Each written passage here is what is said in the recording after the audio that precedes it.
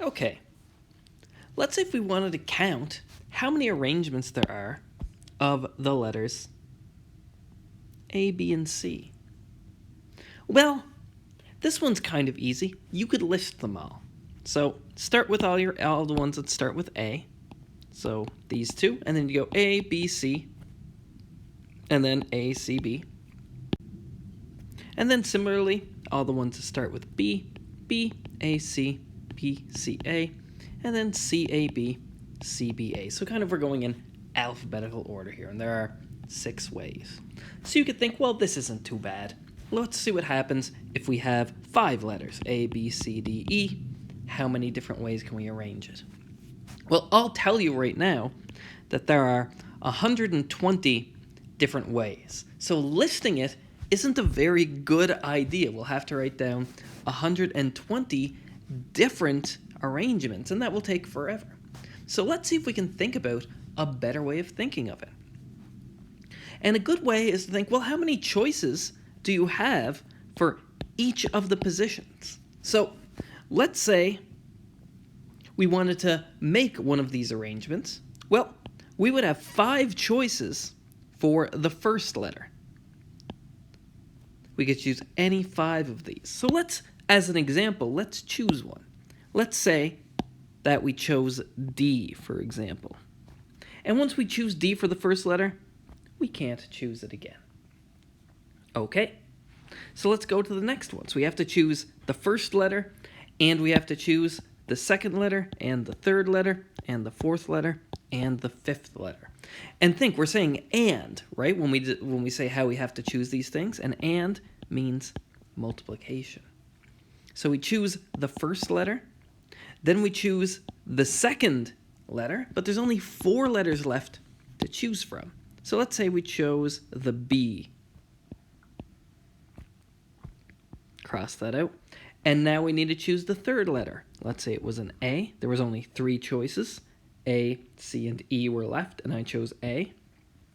So I crossed that out.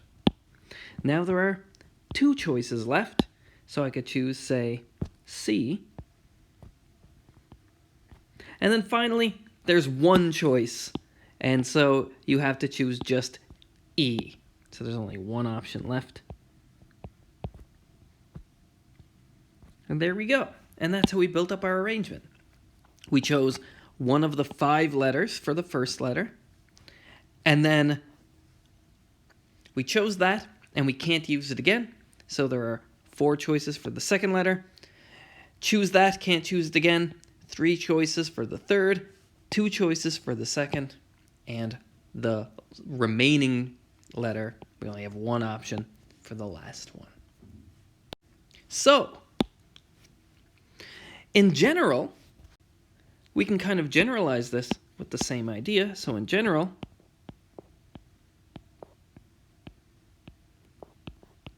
to arrange n distinct objects,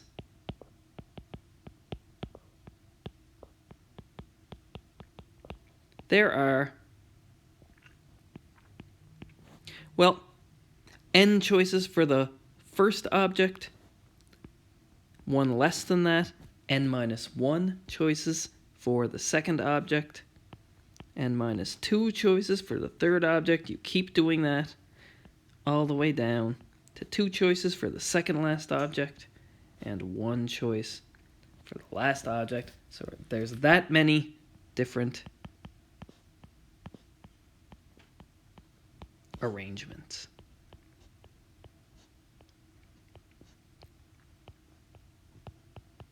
And that's fantastic.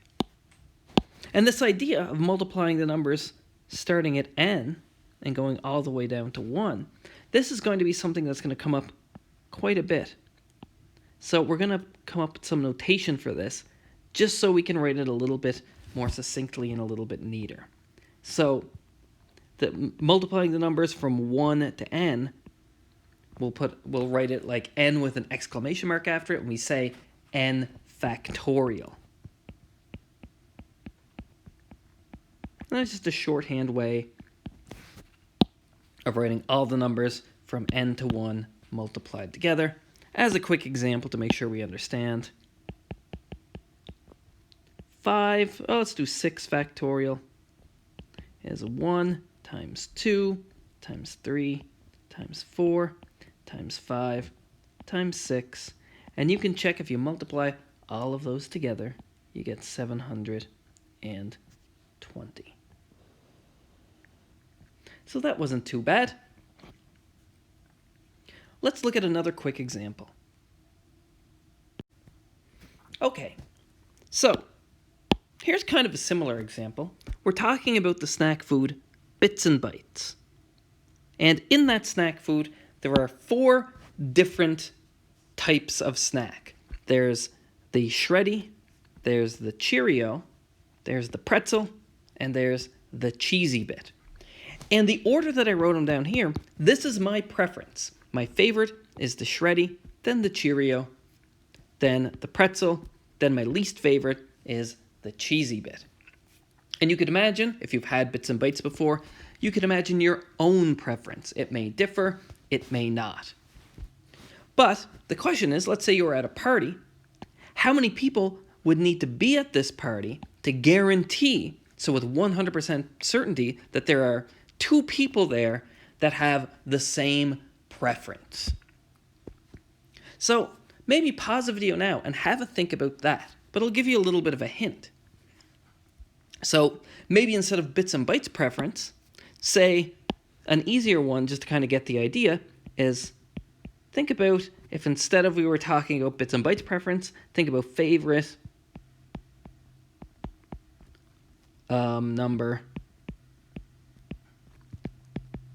from 1 to 10.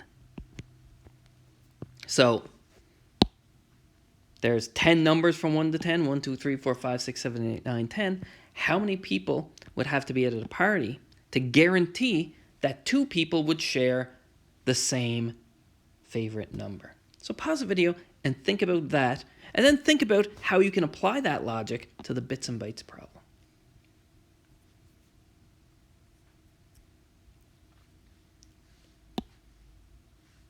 Okay, so for the favorite number problem, well, you could imagine if there were 10 people at a party, you could imagine each person has a different favorite number. Maybe person 1's favorite number is 1, person 2's favorite number is 2, etc. So those 10 people could all have different favorite numbers. But as soon as you introduce an 11th person to your party, well, they must double up with one of the other 10 people. There are no more choices. So it's the number of choices plus 1. So in the favorite number, there's 10 choices, and then that extra person guarantees that there are 2 people to double up. So there needs to be 11 people at the favorite number party. Okay? What about the Bits and Bytes preference? Well, it's going to be the same idea. It's going to be the number of choices plus 1. So how do we count the number of choices here? Well, if you think about it, this can be done the exact same way as in the previous slide. We're dealing with objects that aren't letters. They are bits and bytes, but the idea still remains the same. There's 4 choices for your favorite bit and byte, and then once you make that choice, there are only 3 left for your second favorite, and then 2 left for your third, and 1 left for your last choice. So the number of different preferences is 4 times 3 times 2 times 1. So that's 4 factorial. Remember, I have 4 choices for my favorite bit and byte. Let's say I chose the Shreddy. And then once I choose that, I can't choose the Shreddy for my second favorite. So there's only 3 left to choose my second favorite. Now I can no longer choose the Shreddy and the Cheerio. So there's only 2 left for the pretzel. And then finally, there's only 1 left. So 4 times 3 times 2 times 1, or 4 factorial. And then we just add 1 to it, that extra person, so that the preferences, so that extra person must double up with one of these preferences. And you can check that 4 times 3 times 2 times 1 is 24. That's the number of possible different preferences here. And then if we have 24 people, you could imagine that every person at that party has a different preference. It's unlikely, but it's possible. But as soon as you add that 25th person, it's not possible anymore. There are only 24 preferences, so that extra person must double up with somebody. So the number in total is 25. So to guarantee that 2 people share a preference for bits and bytes, to guarantee it, there must be 25 people. All right, let's look at this one. And at first glance, it looks exactly like the previous arrangement problems. Well, we have 6 letters. Well, we already talked about this. But the difference, arranging the letters Canada, is that there are 3 A's here. So we don't have distinct symbols anymore. We have only 4 different symbols, and one of those symbols repeats 3 times. So how do we deal with this? Well, the way we're going to do it is first we're going to pretend like they're all different. If they're all different, if all these A's are different, let's say they were different colors. So C, I'll put the N and the D here, and then I'll put 3 different colored A's, a red one, a blue one, and a green one. So here's one arrangement. It's just the arrangement that I listed here. So no big deal at all. But if we think of this as 6 different letters instead of the A's being the same, if they're different A's, then another arrangement would be this one. So maybe we'll have the red first, but the blue and the green will swap. Or maybe we'll have the blue first, and then the red and the green. Or maybe the blue first,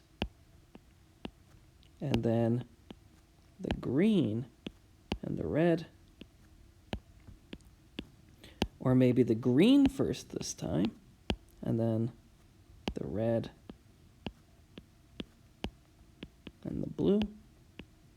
And finally, maybe the green first, and then the blue and the red. So all of these, if these letters were different, if these 3 A's were, if we wanted to consider them differently, we would consider these as 6 different words. But we want to count these as the same.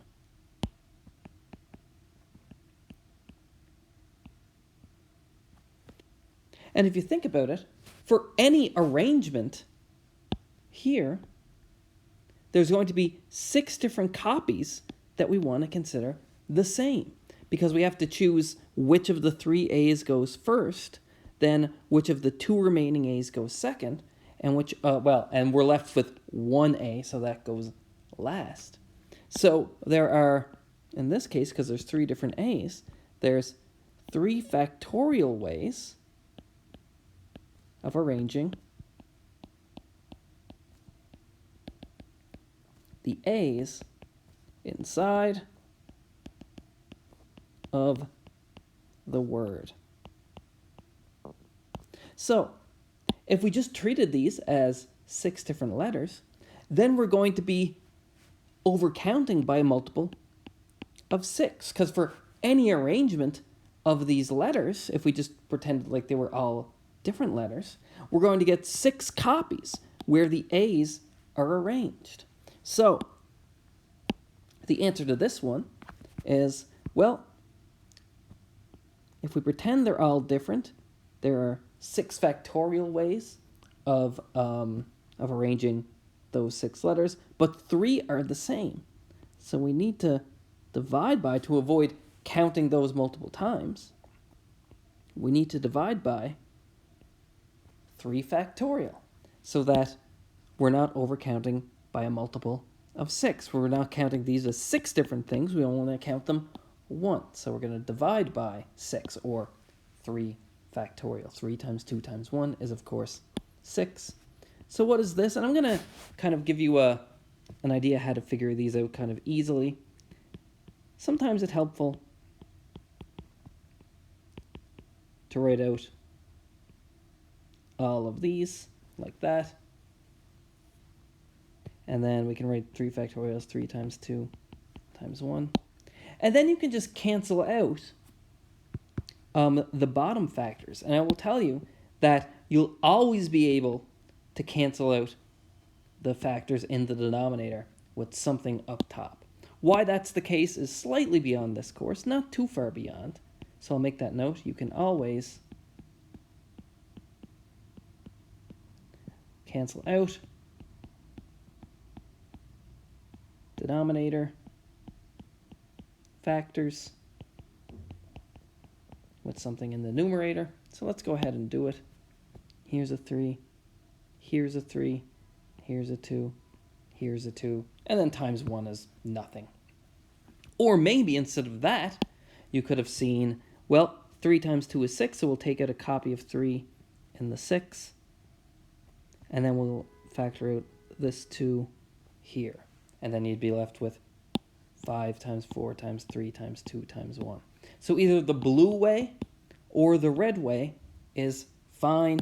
And either way, if you multiply what's left, 6 times 5 times 4, or 5 times 4 times 3 times 2 times 1, you'll get 120. So there are 120 different arrangements of these 6 letters here, C-A-N-A-D-A. So let's do a similar problem, except now we have the word Winnipeg. So in Winnipeg, you can count, there are 8 letters in total. Out of those 8 letters, we have 2 I's, we have 2 N's, and 1 of the rest. 1 W, 1 P, 1 E, and 1 G. So, we can do that same idea that we had for Canada. If we pretend they're all different, then there's 8 factorial ways of arranging 8 symbols, but they aren't all different. We have 2 I's, so we need to divide by the number of ways of arranging the I's inside of the word. And there are 2 factorial, or 2 ways. But there's also 2 ways, or 2 factorial ways, of arranging the N's inside of any arrangement of these. So we work this out. This is 8 times 7 times 6 times 4 times 5 times 4 times 3 times 2 times 1. I will tell you that is 40,320. You can check that. And 2 factorial is 2. 2 factorial is 2. 2 times 2 is 4. And we get 10,080. So there are 10,080 different ways of arranging the letters in Winnipeg. So for any of these, we can kind of write down a little method. So to count arrangements,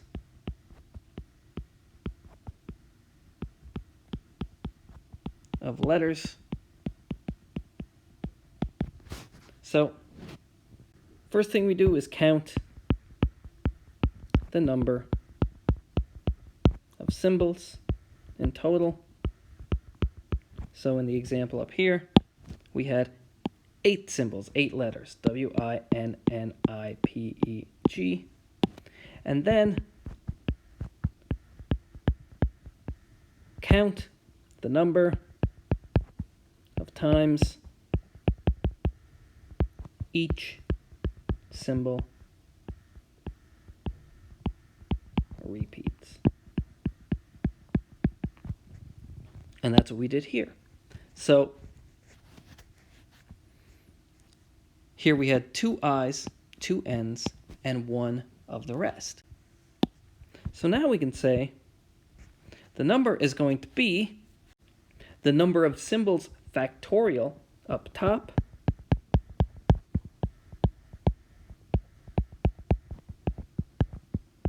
just like up here.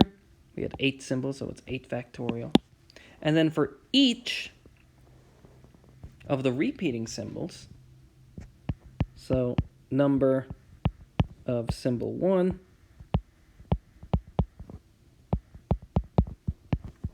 factorial, we're going to divide by the number of times each symbol repeats. So the i's repeated twice, so we're dividing by 2 factorial. And we do that for all of the unique symbols. So we divide by number of symbol 2 factorial all the way. Let's say there are, and let's say unique symbols too. So we need to count the unique symbols because we need to divide by all of them. And we're going to divide by the number of times the last symbol. Let's say there's k of them. So we're going to divide by the number of times the kth symbol repeats. Factorial. And you could think here, well, what about these ones? Well, we're dividing by that as well. You can think of this. We have 4 1 factorials, but 1 factorial is just 1. So if I wanted to, I could put in my 4 1 factorials that I'm dividing by as well. But 1 factorial is 1, so you don't really need to put it. But it's a good check to make sure that you've covered all your cases. These numbers here, all these factorials, 1 plus 1 plus 1 plus 1 plus 2 plus 2, the numbers without the factorial should add up to the number in the numerator without the factorial. If that's the case, you've covered all your cases. So let's do one more example here. How many arrangements of the letters in the word statistics are there? So again, let's count how many letters there are. 1, 2, 3, 4, 5, 6, 7, 8, 9, 10. So there are 10 letters or 10 symbols. Okay. And let's count. So how many S's are there? There's 1, 2, 3 S's. There is, let's do T's next. There's 1, 2, 3 T's. Let's do A's next. Just the 1 A. The next is the I. There's 1, 2 I's. And finally, the 1 C. And let's make sure I got them all. There's 10 letters. 3 S's, 3 T's, 6, 1 A, 7, 2 I's, 9, 1 C, 10 letters. Yep, I've counted all my letters. So now, the number of arrangements